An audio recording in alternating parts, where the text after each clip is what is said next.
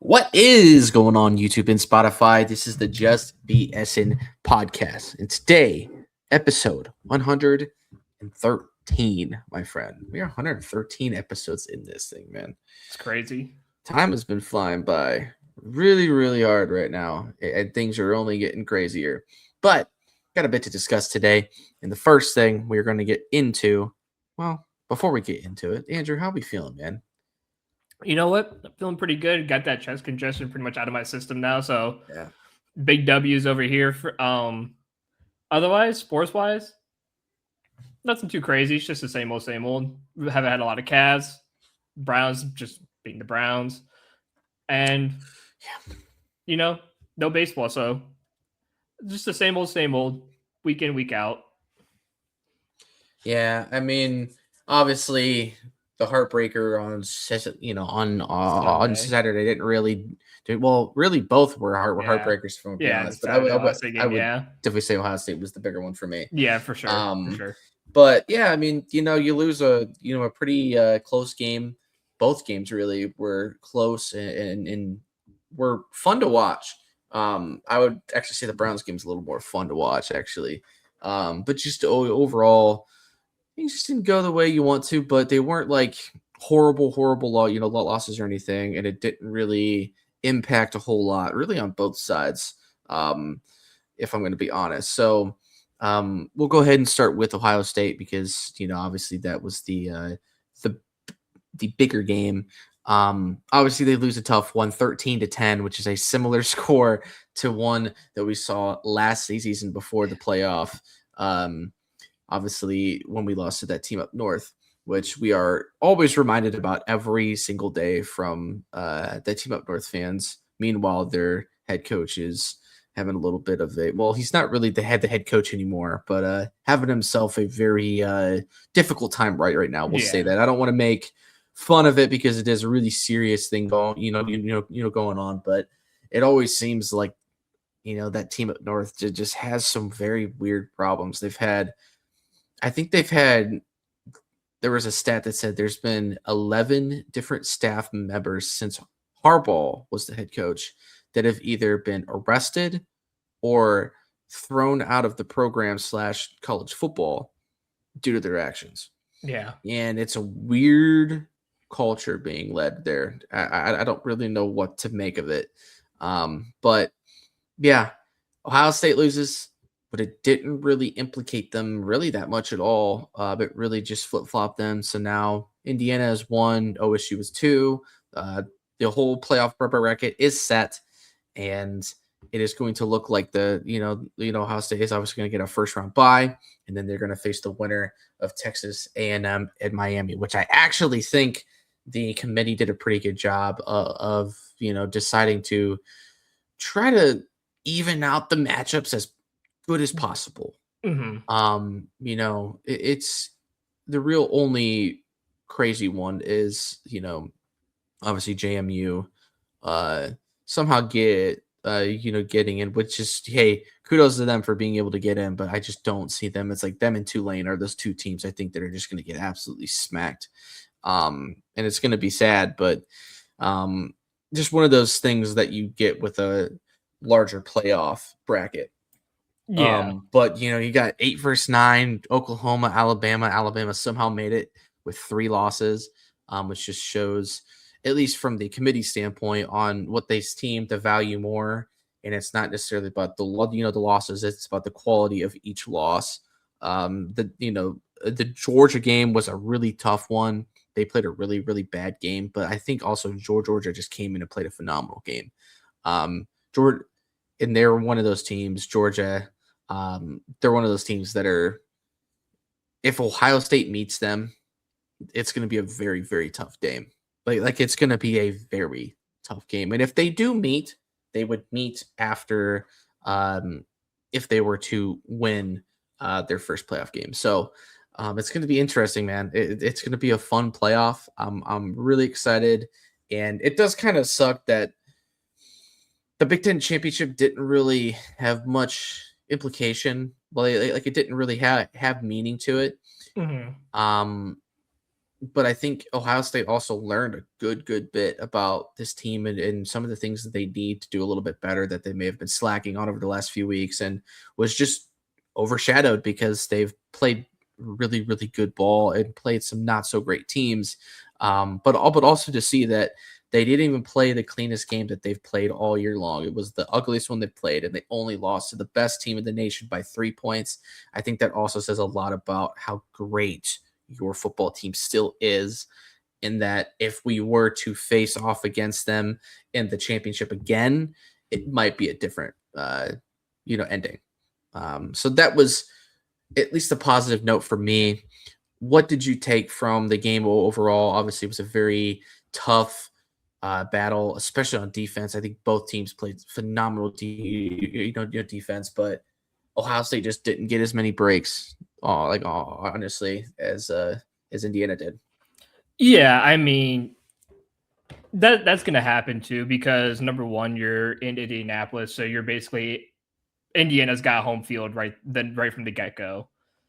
But also too, this was just I would say this was just a really good game between I would say the two best programs in college football right now. Like Absolutely. these two are easily the best college football programs. I don't care what anyone says. Um, these and like I told you before we started, this is probably gonna be the two that may probably make it to the final, and we'll probably get a Big Ten championship rematch. And like you said, Ohio State definitely learned a lot about not just themselves, but not like just Indiana in this game too, but a lot about themselves. And for them going, it, it could a lot of it just does seem like a couple were like coaching mistakes. Like Ryan Day going for it on I think it was 4th and 1 or 4th and 2. I think it was like the middle of the second quarter, and then deciding to kick a field goal to tie it with 4 or 5 minutes left, or like 8 or so minutes left, with Jaden Fielding missing the 25-yarder. I think that's the one you should have gone for, and running like a QB sneak with Julian Sane or did something else. But that this is I think knowing that regardless we're gonna make the playoffs, for me, winning, yeah, would have been great. But there now there's more to the college football playoff because now you're facing more opponents. It's harder to win the national championship because it's not 4 teams anymore. It's you got 12 teams. So I would say it makes the road harder because who knows? Maybe Indiana could slip up in one of these games. Yeah, Maybe Ohio State slips up in one of these games. We never know. This is what the yeah, college football playoffs was designed for. yeah. It's the most beautiful part about it. Yeah, and I think that's why I like the expansion because it makes it harder to win. Because not just there's more games, but there's chances for more upsets. And this is and like we said, this championship game that we've had, this is a big learning curve to go into the college football playoff because now you know what you can tweak, you can figure out what you did wrong, what you can fix, what you can do right. Because you played the best team in the country and you lost by a field goal. Yeah, Defense, I don't think anyone's really worried about defense right now because the defense has been the best part of our team all season long. I think the one thing that does need fix, and I can't really blame him because he's still a freshman quarterback, and that's Julian saying, back to back weeks on the first drive throws a pick. Maybe instead of having him trying to go slinging right from the rip, maybe just use CJ Donaldson or Bo Jackson, let them get going to start the game yeah, because I know Julian Sane has bounced back from both of those mistakes, but I don't want him to keep making those mistakes because eventually he's going to make that same mistake in the first possession. He's going to throw another pick, and that could harm him for the rest of the game instead of him coming back from it. And I don't want him to do that right. because what was it, back to back games on both on like the second or third play he threw those picks against Michigan and Indiana. So I can't have him risk that doing that again. And that's just a coaching too. That could just be a coaching mistake too. Like, hey, listen, maybe let's not go guns blazing to start. Run the ball, take care of it, and let's just focus on winning the football game. You don't have to win every game by 45. You Yeah, know, just gotta win. just win the ball game. You And I can win think every game by 1 point. It doesn't matter to me. no, and that's the thing too. Like you can go through this entire gauntlet. You can win by a field goal in every game. I'd be happy that we're just winning. Yeah. So I think the coaching staff and Ryan Day has learned a lot. And now you take it to the college football playoffs. You got a while now until you play again. So we'll see what happens. Yeah, and I mean the one thing that is going to at least stink for us is the fact that Caleb Downs is going to be sitting out for the playoff. That's going to be a huge loss for the defense. But it is going to be a unique scenario where you get to see other guys step up, and that is a thing that you really want to see, especially because besides a couple of these guys on defense, this defense is actually pretty young. Like the oldest guys are one of the Styles brothers, obviously Downs, Igbenusa is a senior, and then I think one of the D linemen, the big boy D lineman that we have might be up there and ready for drafting. But other than that, like there's a lot of guys that are going to stay for next season, and you're also getting another really great class that's going to come in next season that's going to do just as good. And so that's the beauty about this team is that there's even though there might be holes to fill, you're still filling them with some really good players. So it'll be fun. It'll be a nice little challenge to see who gets to step up there. But I do think the loss does actually put them in a very unique scenario where it kind of gives them that edge back that they've really needed. Like they haven't had the edge all season long because they've been kind of, hand given every win because they've been winning significantly by large margins. I mean, the best win that we have is Texas and Michigan. That's it. Like other than that, Illinois was a good win, I guess, but Indiana put up more points on them. Washington was a good win, but again, they've been unranked for a while, so it's like it just really doesn't matter what you did prior to that. You learned from this loss. You know that you were there. You were just you fell short. You made a few mistakes, and if those mistakes don't go that way, it's a much different ball game and it's a much different solution. So I'm not overly worried. I just hope that the time off doesn't hurt them the way that it hurt teams like Oregon last year, where we came into their house and absolutely smoked them at the Rose Bowl and really made it a fun, game, at least for us.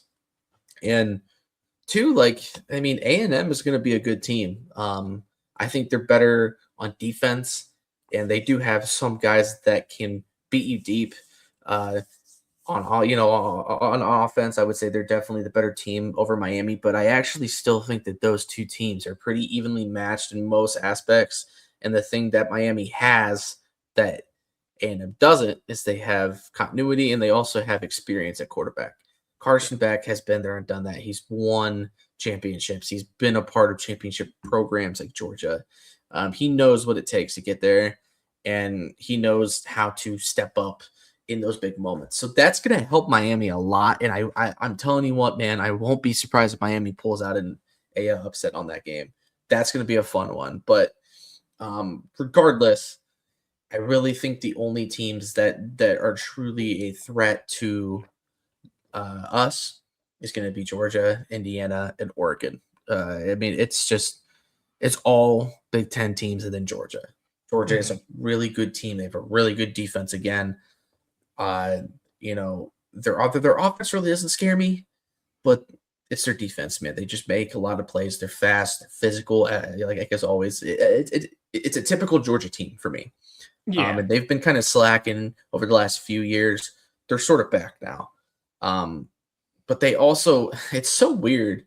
I don't know if you really truly see this, but I feel like Georgia quarterbacks just kind of clone themselves every year. It's the same Stetson Bennett type of quarterback that you see every single year for them, and you're like, are they ever going to find a QB that isn't exactly built like him or doesn't play just like them? Because even Beck was like that, and I'm like, where did they keep finding the same quarterback? Did they just keep cloning them? Like, what is going on? But obviously Indiana is who they are. I think he learned a lot about Mendoza. I think he is legit, and that win is probably going to get him the Heisman, and it's fine. Julian Sane played a pretty good game beyond the pick. Did miss a few throws, and obviously couldn't convert on that first fourth down. But again, that's a fourth down. I think you got to kick, and then you go for it later in the game like that to really try to seal the deal and really go out and win the game. But I also don't mind Ryan Day's aggressiveness at the time, because that was the sort of momentum that you needed, and you had it, and then they BS call. It's the kick that is just like, you can't miss a kick from beyond or within 30 yards. You just, no matter what level you are, you can't miss that field goal. It is a straight shot, and you hit it wide left. It's inexcusable. So poor fielding is going to be feeling that for a while, but that's one of the other things about Ohio State is they refuse to bring in a good kicker. Like, I don't think we've had a good kicker in years. We have not had a legit kicker in years. It's the same. It's almost like it's the same guy every year that you see for like 5 years, and they're like, okay, here's one more, and it's just like, dude, can we bring in a guy that Chugu can trust to knock in a 40 to 45 yarder every time? Like, at the very least, throw in a 50 bomb here and there. They just never seem to get that, but they're good everywhere else. So it'll be fun. It'll be another good playoff run, and we'll see how they respond to this game, and we'll see how they play. Like, how will they react to having the bye instead of having to literally play in and literally play every week from that time on and get to the natty, because it's a much different road, but it's the same thing that you want. So hopefully they're still hungry.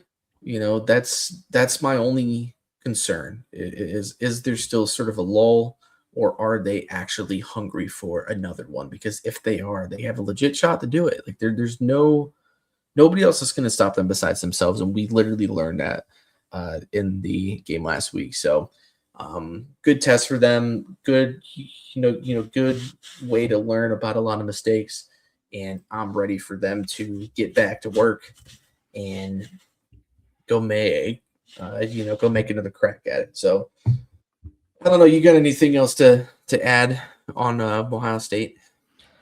No, I mean, everything you just said, I pretty much agree with. I mean, it's just, again, getting everything figured out. You have until New Year's Eve to do so. Yeah. And, there's just so many things to work on. I will say it's kind of, I get Jaden Fielding did miss a field goal, but there's no need to crucify the kid. I mean, he's just a college kid. Like, I guarantee you half the people, or 99% of the people sitting on the couch calling this kid out, can't even kick the ball more than 5 yards. And you're grilling this kid for missing. Yeah, it's a 27-yarder, but at least the kid is an athlete and can kick a ball. And I know the people who say these things like, oh my God, this kid sucks, whatever, can't even kick a ball, period. Now, I've kicked a couple field goals here and there before. I've made one from 55. I could definitely hit that, because as a former soccer player, we're pretty good at kicking balls. But for Jaden Fielding, there's no need to go after a kid. I mean, there's so many people who's missed field goals and that are like that. Yeah. The one that pops into my head all the time is the Minnesota one from like 15 yards out that the dude rocked the post. Or no, he completely just missed it. And that was in the playoff game for Minnesota. That was when they're playing at the Minnesota College Football Stadium. That one comes to mind all the time. So please stop going after the kid. I've been seeing that a lot on my timeline on Twitter too. Is everyone going after him? Yeah, it is unfair, because at the end of the day, these people still have to realize that it is still a person at the end of this. Yeah. Like, dude, if there are really people that are out there that are giving the poor kid death threats and stuff, you have no life. You're weird. Yeah, you're Yeah, weird. you're weird. Like Weird. maybe you should stop watching sports. Maybe you should just, I don't know, go play in traffic or something. I don't know. Like that's my Or that's or my advice to people that are like that. maybe turn off the TV, hang out with your wife, or hang out with her, like hang out with your family. Yeah, Maybe do you should something just productive. go mow the lawn or something. I don't know. Like leave this fucking kid alone. Yeah, it's wild. That I've never understood people like that. And there's plenty of people like that everywhere. And it's really sad that people have enough time in their days to just be like, you know what I'm gonna do? I'm gonna go tweet at Ohio State's kicker and tell him to go kill himself. Like, okay, let's tone it down. That is ridiculous. If you were genuinely doing stuff like that, you are a legit weirdo. And I'm not saying that you deserve bad things. I'm saying that karma will get you back in the end. Yeah. I fully believe that when people do stuff like that, karma will come back to bite them in the butt, and it usually doesn't go as well as they think it will. So yeah, that's kind of my opinion on that. But are you ready to move on to some Browns talk? Let's do it. Let's do it. So obviously, as we saw, the Browns lost, but they made it interesting. And really, it wasn't just them, it was mainly Shedeur that made it interesting. He really balled out. He played his ass off throughout this entire game. He wasn't perfect by any means. He still made a couple mistakes. He had the pick that did end up costing us points, but I think you can also look at that. That game and break down a lot of mishaps on defense that literally caused us the game even more so. Like Shedeur was the reason you were even in the game. To strictly blame him in that game is just Outlandish. yeah, you're even more weird than the people that are death threat type of people. So just what were your overall thoughts about Shedeur? Honestly, just the way that the game went, despite the fact that, it was kind of a blowout there for a minute. And then Shedeur kind of tweaked us back in and at least made it interesting and honestly had a chance to win the game at the end and just made probably one of the dumbest play calls that I've ever made and was another fireable offense from Kevin Stefanski to decide to go for it not once but twice in the fourth quarter instead of just going for the extra point. Yeah, this game against the Titans was more so all on the defense rather than the offense this week. What you thought was going to be a fun defensive performance, it turned out to be the worst defensive performance of all time from this Browns team. I mean, you allowed Tony Pollard to go 25 carries for 160 rushing yards, and I believe two touchdowns. Like receiving wise, did great. The best they had was Tyjae Spears for 2 catches for 28 yards. It was just the run defense that was abysmal. Yeah. Like allowing Pollard to get 2 40+ yard rushing touchdowns is unreal. And those were to basically start the game. Well, one was to start the game. The other one was towards like the middle of the third or so. But it's one of those things, dude, where it's like it's so frustrating because you go into these games like, okay, this would be a defensive matchup or a big defensive game. Like Myles Garrett could break the sack record and stuff like that. And right. Next thing you know, the entire defense just goes to shit basically, and they forgot how to tackle. Like I like watching those guys try to tackle on Sunday was insane to watch because it's like, do we not know how to tackle anymore? Like, do we just forget the fundamentals of tackling? Oh yeah, let me just stick my arm completely out. Oh, that didn't stop him. Well, shit, I'm out of ideas. Yeah. Like that's what it felt like. But for Shedeur though, that kid balled. Like that kid legit balled. This was probably like besides last year's Jameis Winston 500-yard passing against the Denver Broncos performance, this is probably the best performance we've seen in a while. Probably since Baker. And I mean, the kid literally made you come back. Yeah. Like the kid brought you back from the depths of hell. I mean, 370 passing yards. And again, only 2 sacks. The only concern I had was the interception that he threw. Yeah. Yeah, you broke a couple tackles, but then just to kind of throw the ball into midfield where there's 4 defenders versus I think it was Gage Lavardin. I was like, okay, like there's 4 defenders in the area. Like, why are we throwing it there? Just throw that out of bounds. Right. Like, if he threw that out of bounds, he would have had a good, perfectly clean game. And mind you, that takes away a touchdown too from the Titans Yeah. because Absolutely they does. they pick that ball off and they score off of that. So you take away a touchdown too. Yeah. And so, but that's the only gripe I have. Again, that's still only one of the gripes I have about Shedeur is the fact that he does that sometimes. And he needs to, and that's the one thing I will always kind of, I know Gabriel's trash, but that's the one thing I will praise Gabriel for is he just throws the ball out of bounds when he's in deep trouble and just says, yeah, we're going to stay away from the middle of the field and we're not going to throw into triple coverage. Right, but But to be I, fair, when I he does that, he doesn't even give you a chance to push the ball down the no, field. So but it's like that's the mistakes that I'm willing to take from for sure.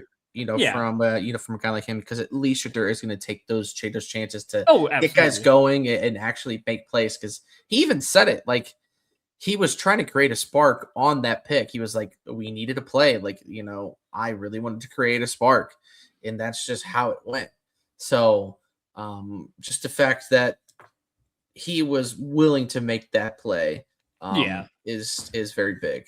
So it is what it is. But again, he literally got us back into the game, and once he got us into it, he kept it there. And Yeah. again, if it wasn't for the defense having a really off day and having a really bad day, especially against the run, like the one thing that you've been good against all year long, that's the thing that is absolutely just killing you.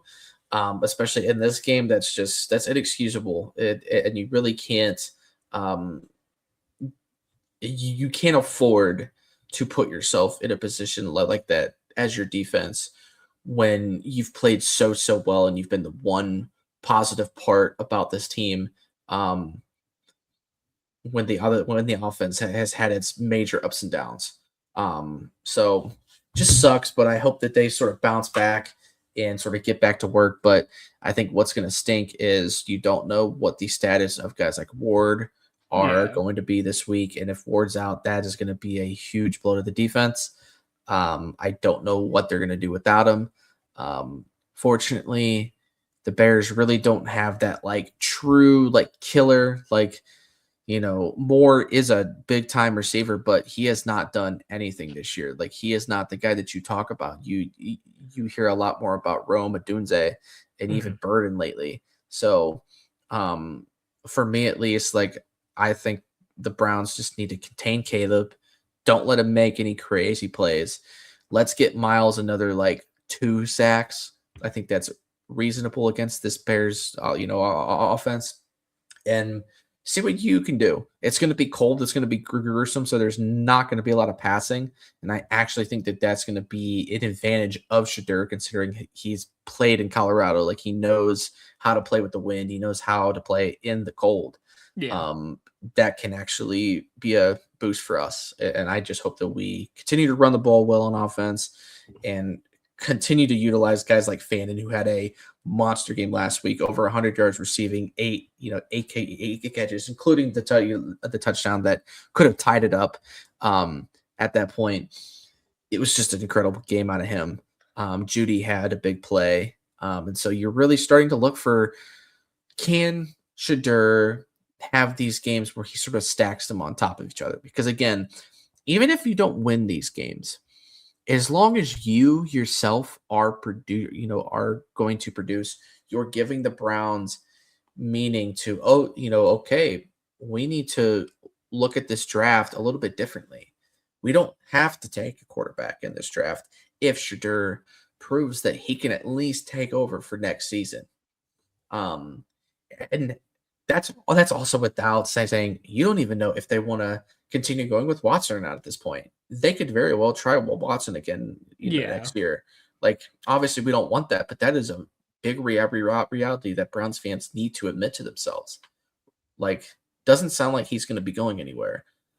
So the Browns at least have options, and so that gives you a different game plan to going into the draft. And I think Shedeur only helps that out, or at least makes it easier one way or the other. Yeah, and you know what? I think what helps the Browns too this year is the fact that number one, your defense is already loaded. And number two, going into the draft, you have 2 first-round picks. And this is your chance to, like, I get it. They might want to see what um Deshaun has next season. But if Shedeur continues to play like this for the rest of the season, you have to give him the QB1 spot at this rate. And or at least allow him to fight for that QB1 spot. Because if Shedeur pans out again and, like in his first cold game in Cleveland, throws for 370 yards Yeah. and 3 touchdowns. That's insane. And if he could, I'm not saying he has to replicate that performance, but if he throws for like another like 250 plus with another touchdown or two, that's like exactly where my head's at too. Like, you have to start him all next season and think of him as this is our guy. Mm-hmm. Like this guy's actually kind of legit. Like he could win us some football games. And the one thing I was really happy to see from Shedeur was him utilizing his legs more. And when he scored that touchdown with his legs, instead of, again, it's one of those scenarios, instead of having to throw the ball deep downfield like he did with the pick, maybe that could have been a scenario where he did just run the ball and try to get back to the line of scrimmage, or at least try to get a yard or two out of it. But you take those 2 picks in the draft and you get him a good wide receiver and you get him a good offensive tackle, and then you kind of just get a couple more offensive linemen and maybe another wide receiver or 2 in the draft. Like you get him some help. Or if there's no other like wide receivers outside of round 1 that you enjoy or something, again, you just go out to the free agent market and you get them some good quality receivers. You get him some good quality offensive line help, and you build around him. You build around Judkins. You build around Dylan Sampson and Harold Fannin. You get him some weapons. Yeah. And, you could start using leverage. You could use Njoku as leverage to get some guys. Or to get, maybe more draft picks or more, again, maybe another wide receiver type help. You could use some of those guys as a leverage piece. And if you could build around Shedeur, you go from 3-4 wins to a team that could compete for the playoffs. Right. So I don't know what's gonna happen. Obviously, Andrew Berry is just Andrew Berry. So we can't. Andrew Berry might trade back and get a fucking defensive end. Yeah, or he's just gonna get another corner. Yeah, or he's gonna draft another corner. It's just Andrew Berry-esque. I can see that. Yeah, I mean, I would be surprised if you were to draft like Caleb Downs or something and be like, "Oh, guys, guess what? We got another corner, elite corner, or whatever." It's like, okay, cool. That's not what we wanted. We wanted like Carnell Tate. Mm-hmm. Thanks, idiot. You're supposed to build around the offense, not the defense.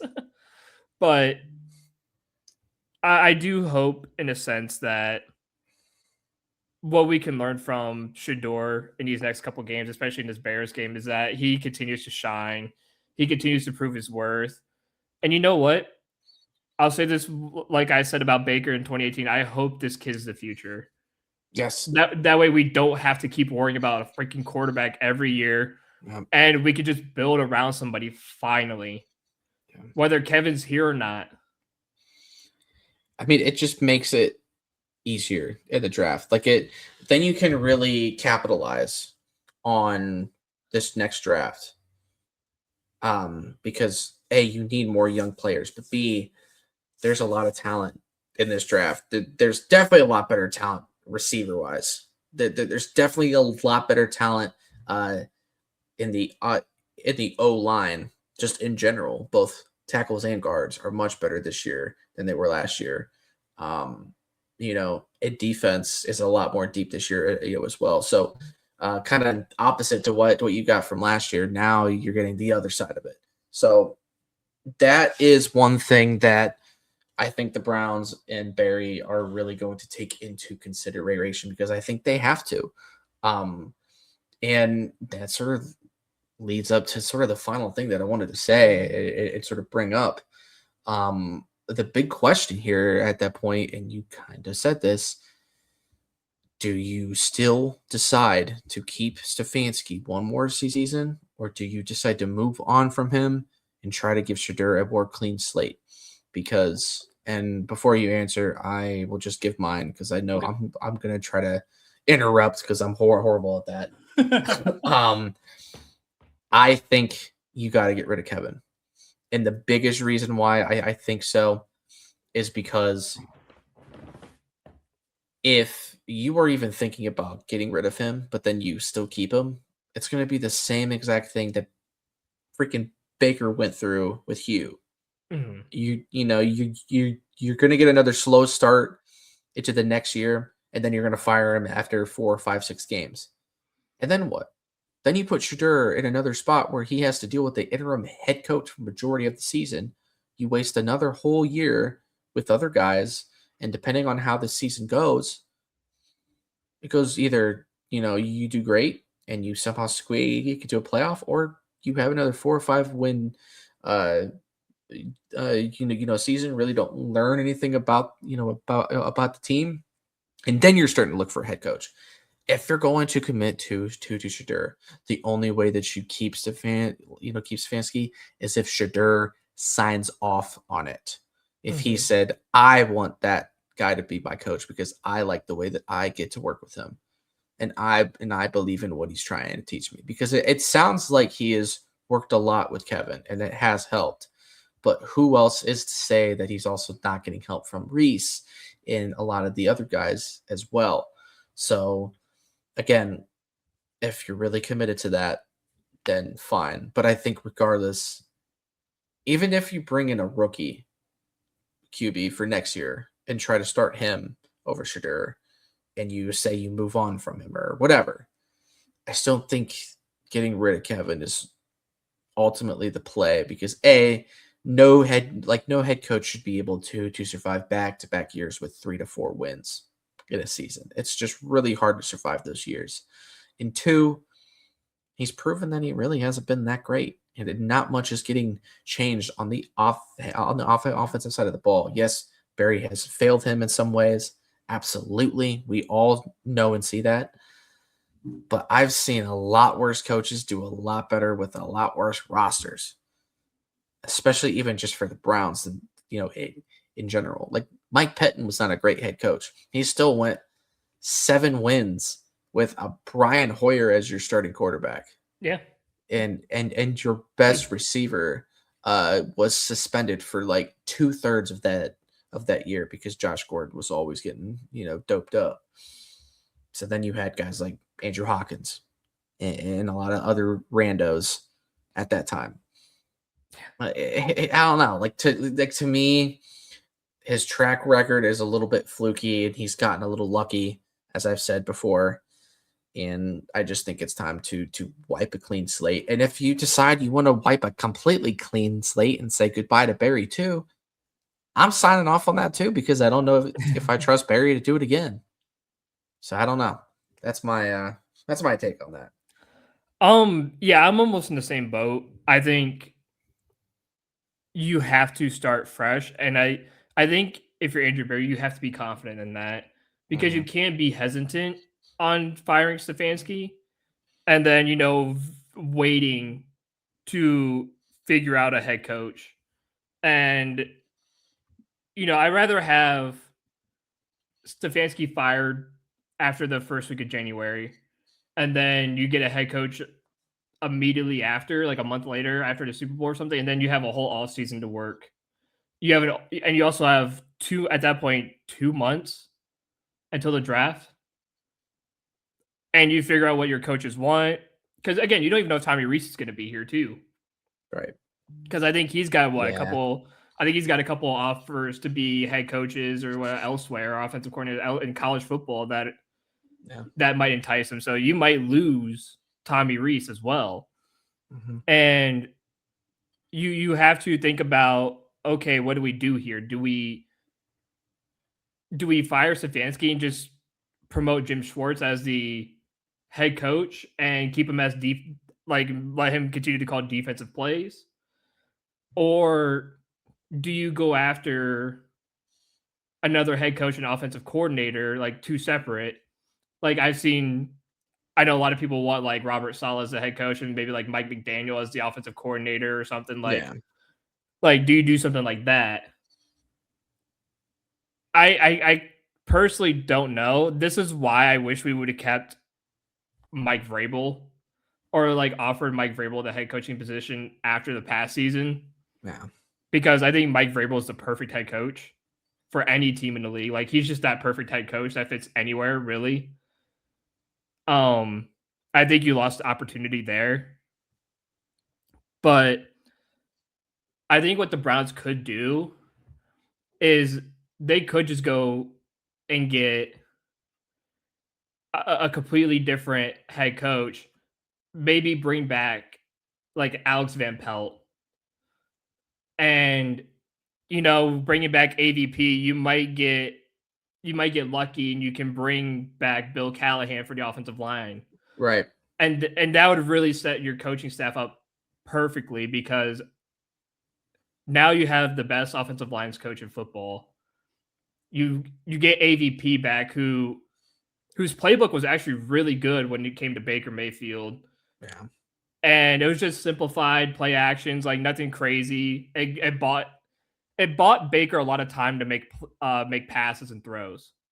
Whether it's just him doing a rollout to the left and him having 7 seconds of pass time, like that'd be perfect for Shedeur. Um, but it's ultimately I'm in the boat of I think you do let go Stefanski, because I just don't think you go anywhere else with him right now. Yeah. I think if you keep him, you stay stagnant where you are, and I think it hurts the development of Shedeur. And not only that, too, I think it just hurts the team in period. Yeah.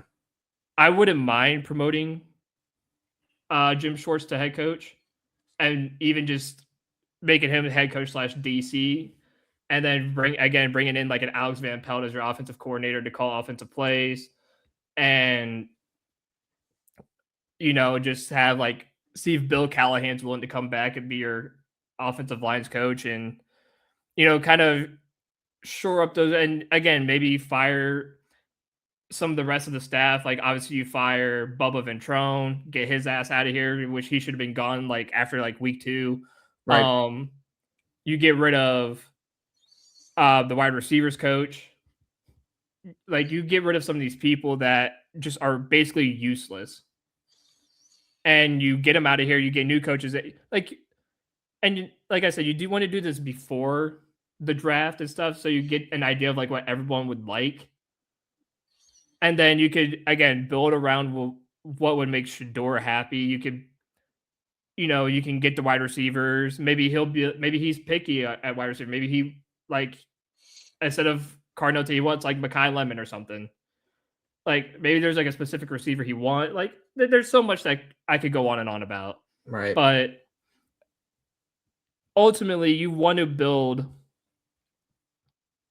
the team to build around Shedeur, and I just don't think you do that with Kevin at the helm, because I think you've had enough time with Kevin, and the first couple of years were great, and then he just after the 23 season, the last season and this, he just kind of tailed off, Yeah. Really and did.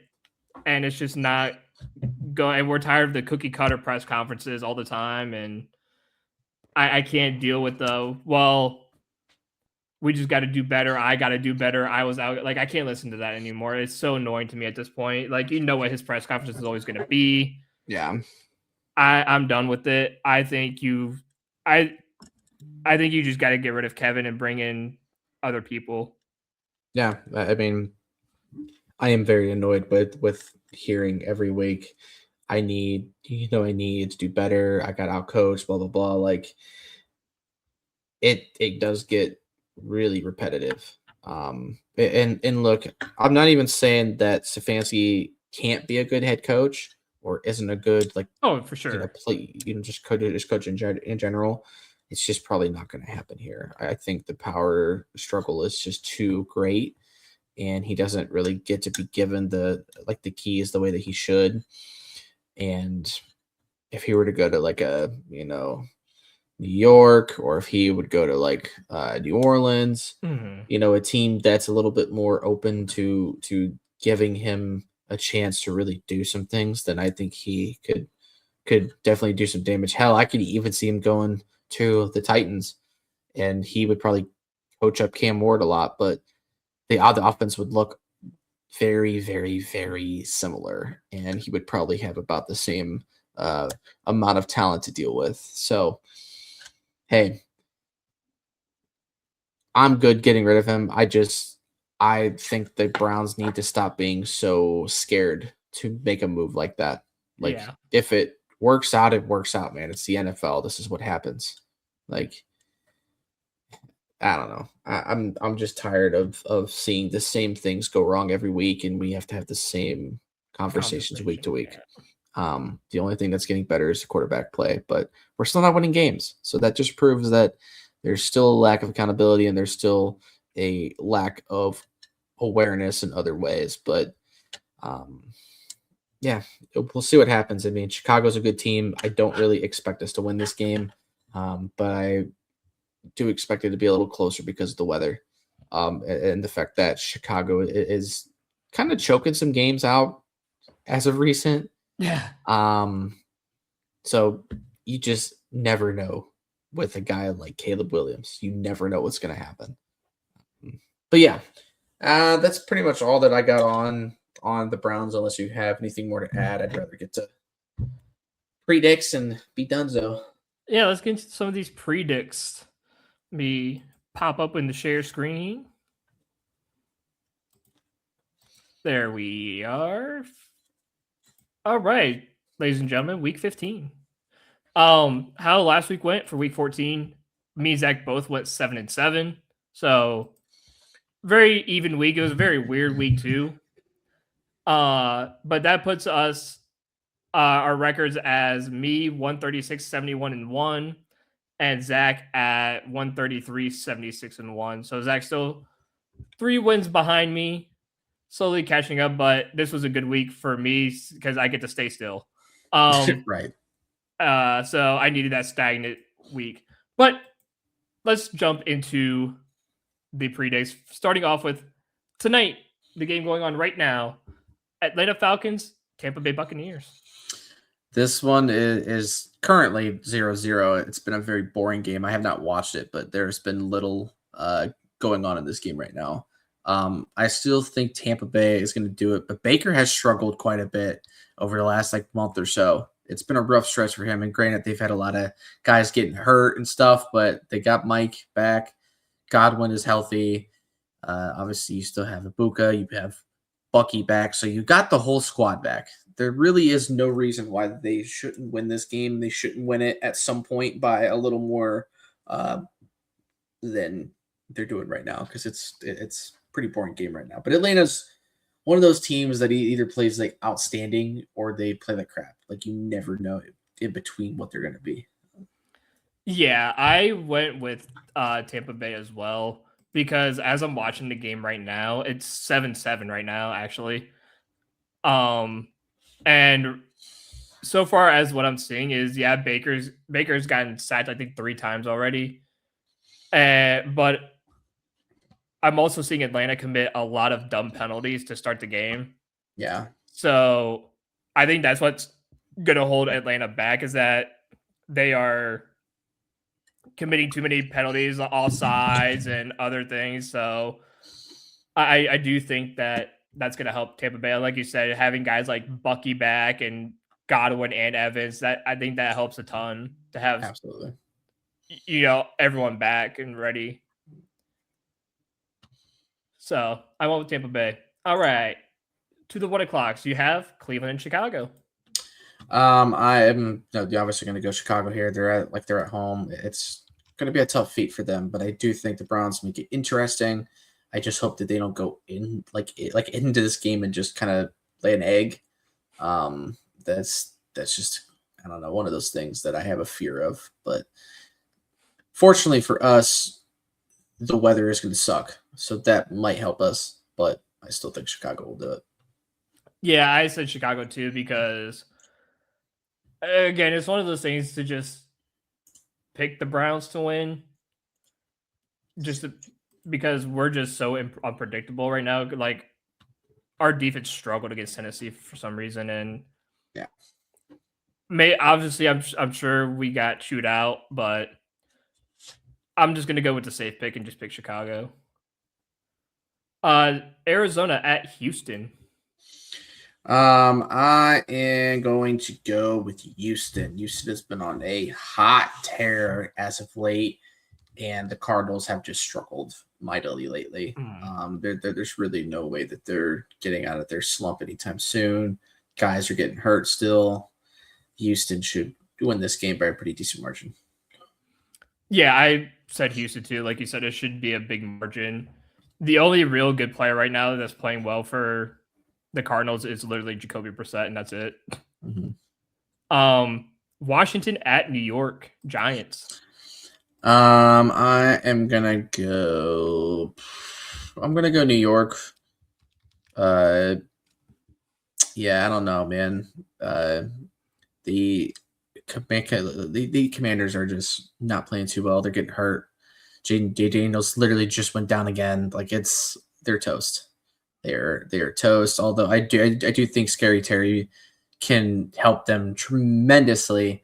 It's just weird because he's still kind of the only guy that they really have to throw to right now that's like reliable. Because Debo, you don't know what you're gonna get, and they have zero running game. So I'm going New York just because of Dart, and he's able to play well enough to win a game at home. Yeah, I went with New York because again, Dart's back and playing again. I know last week was a bye week for New York, and the game before they played the Patriots. But Dark had just came back from injury during that game, and he went, I think it was like 18 of 23 for like 150 yards and a rush and like a rushing touchdown. Yeah. So it wasn't, but obviously it's the Patriots, and it was the guy's first game back from a couple weeks out. So of course you're gonna struggle against a really good team, but like you said, Washington's just been super injury prone. I mean, they just lost Zach Ertz probably for the rest of his career. Yeah, because that ACL tear was absolutely brutal. That hit was insane, and Jaden Daniels just doesn't feel like he has any weapons right now. So I'm gonna go with New York as Jackson Dart. It's gonna be all Jackson Dart. Um, Vegas at Philly. Philadelphia should win this game despite them playing like shit as of recent. Yeah, Oakland is just a awful team. They are truly terrible. yeah. I said Philly. The only way that Vegas will win this game is if Kenny Pickett just goes out there and shines. And I don't think that's going to happen. So I will take the Eagles at home. Jets at Jags. Jacksonville should do it. They've been playing some good ball, which sucks because I really want them to have a worse pick. But they will probably be the team that ends up winning their division. Even despite the Colts being where they were. Obviously, Denny Dimes is out. They have called now Philip Rivers, a 44-year-old grandpa, out of retirement to play a few games this year. So I don't expect them to do much. So with that, Jacksonville should win this game and probably win their division. Yeah, I went with Jacksonville too. I don't see how Jacksonville loses this game. They're at home and everything's just been going right for them as of late. So I'm gonna take Jacksonville. Baltimore at Cincinnati. Cincy. The Ravens and Lamar are just playing like hot garbage. I don't know what's going on with him and what's going on with that team. They refuse to run the ball. They refuse to do what they do really good. And at least the Bengals made it like a fun game, as I called it. I knew that Bills game was going to be a shootout, and it definitely was. It was the most fun game to watch for the entire weekend. So I think they're going to get a little bit of revenge. They beat the snot out of them the last time they faced off, and now they got Joey B back. So I can see him having himself a big game. Yeah, I also went with the Bengals because ever since Joey B's been back, that team has just looked a lot better. And Baltimore, for some reason, this has been one of their worst years in recent times that I can remember. Like, I don't know what's going on with Lamar. Lamar has been actually dog water all season. Like, he has not been good. And I know there's rumors of like Harbaugh getting fired and stuff like that too, and other things, which would be interesting to talk about in the offseason when if those things do happen. But I will take the Bengals because they're at home and they just again, they're just going to be better at this point. The only thing that slows Cincinnati down is their awful defense. All right. Chargers at Kansas City. Charges. KC is toast. It's the best thing ever to watch. Yeah. KC is toast. And honestly, they may even still win this game just because they're at home, but I'm picking the Chargers anyway because F the Chiefs. I hope they don't make the playoffs because if they don't make the playoffs, it would be the best thing for the NFL that has happened since sliced bread. Yeah. That's the only reason why I picked the Chargers because I just don't want Kansas City to win. And I also do think the Chargers can actually win this football game. And I mean, if the Chiefs do lose, it's pretty much over for them because there's no way they're going to overtake the Chargers. As it looks right now, there's no way they're taking over the Chargers. The Colts and Houston are both 8-5.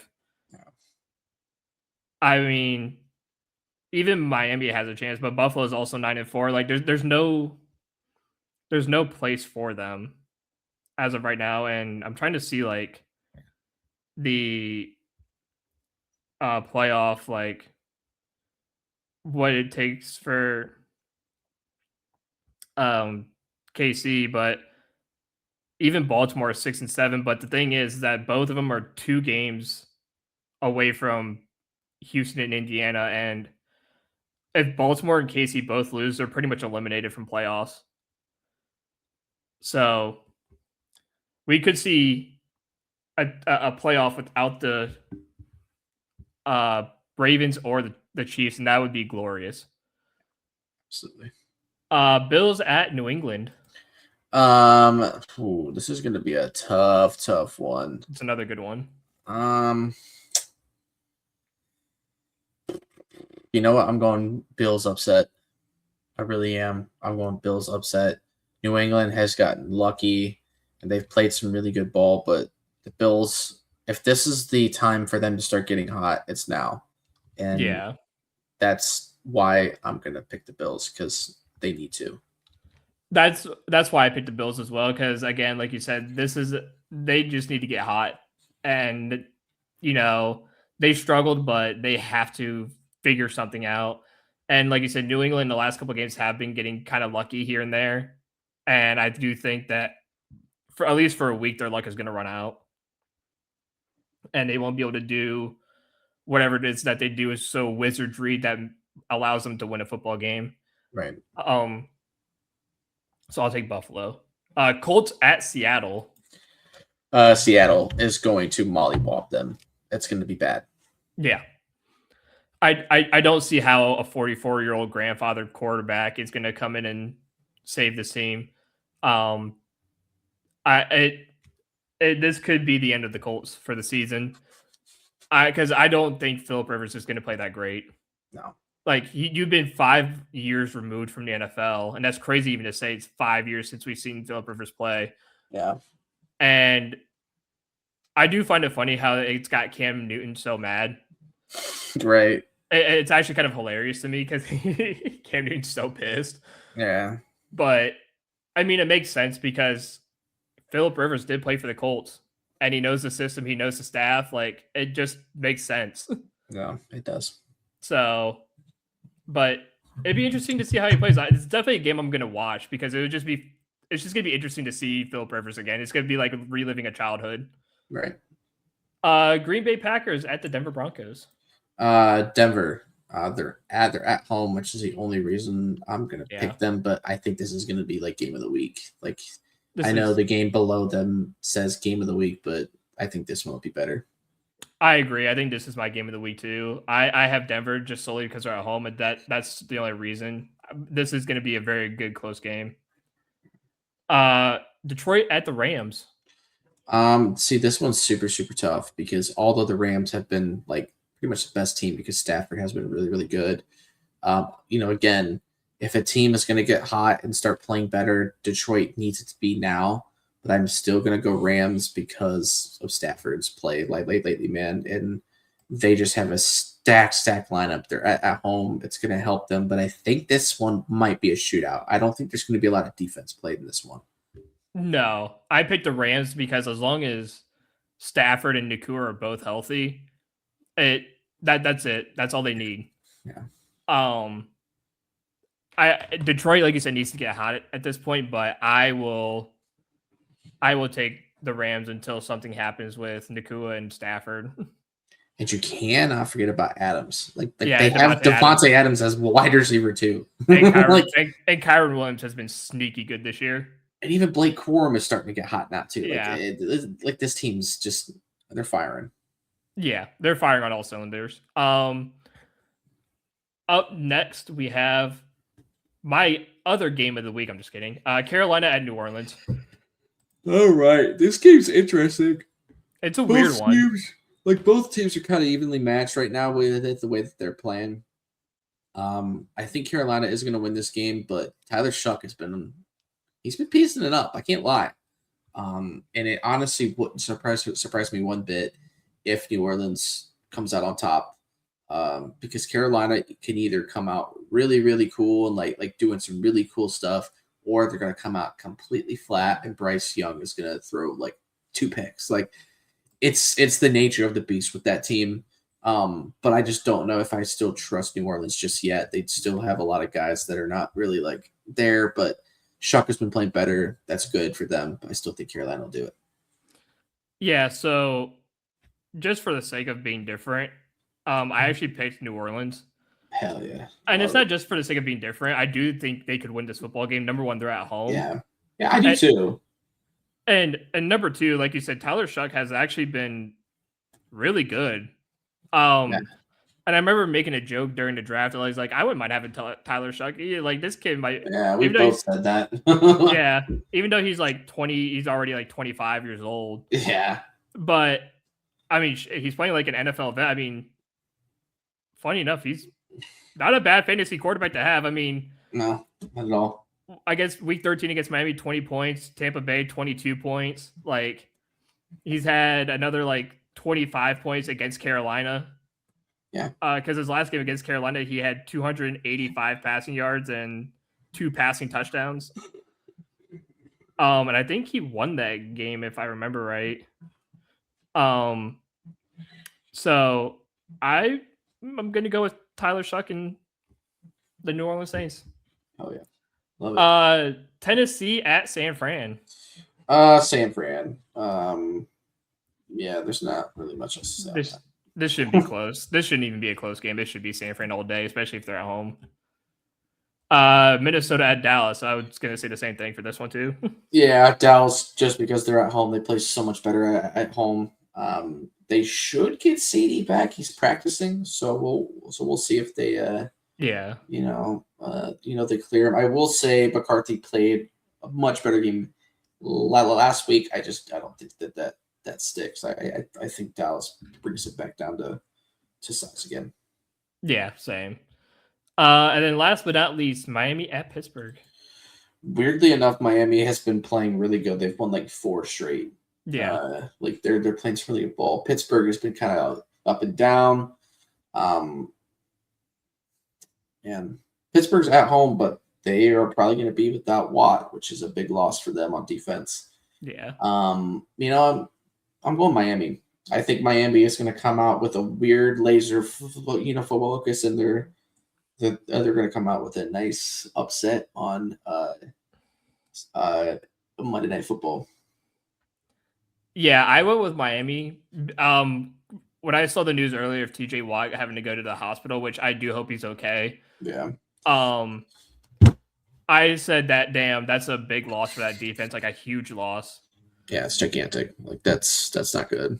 And especially too with the way Devon Achane has been all season, no TJ Watt, that's going to leave a big gap for him to run through. Yeah, quite often in that game. So Tua doesn't even have to do much in this game. It's going to be all Devon Achane. And as a fantasy owner of Devon Achane, that makes me super happy. But I'm gonna go with Miami because this could be a huge, like 150-yard rushing day for like a Devon Achane and like 2 touchdowns. Yeah, it's gonna be massive. Yeah. All right, those are the picks for Week 15. I'm excited. I'm gonna try and pull away from Zach more if I can. That's why I went a couple different routes, but it's the NFL. Weird things always happen week in and week out. Before we go, guys, as always, check out our sponsor, Effortless Wins, for sports betting advice and plays to boost your wins. Talk to Tony or Greg. Link will be in the description of Spotify or in the comment on YouTube. Go talk to them. They have spots available, obviously. Talk to him. I believe right now he ran a special where if you jumped into the Discord, I think it was like for X amount, I can't remember the amount of money it was, but for X amount of money, you get the rest of the NBA and NFL season, plus you get all of MLB picks for next season. So now's the time to hit them up, get yourself in one of those spots, make some money, man. Yeah, for real. Make some money, because I'll tell you what, sports betting is not easy. It's a lot of luck, but it's also a lot of strategy as well. Like once you understand how to bet better, it does sort of help you at least win money back. And that's the reason you want to bet. You don't want to bet to just bet.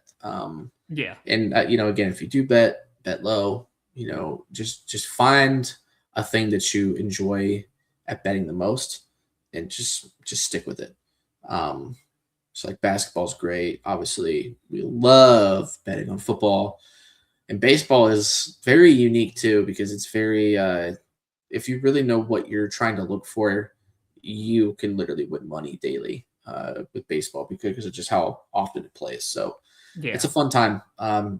Certainly check out the guys. They are great, and they're just good people too.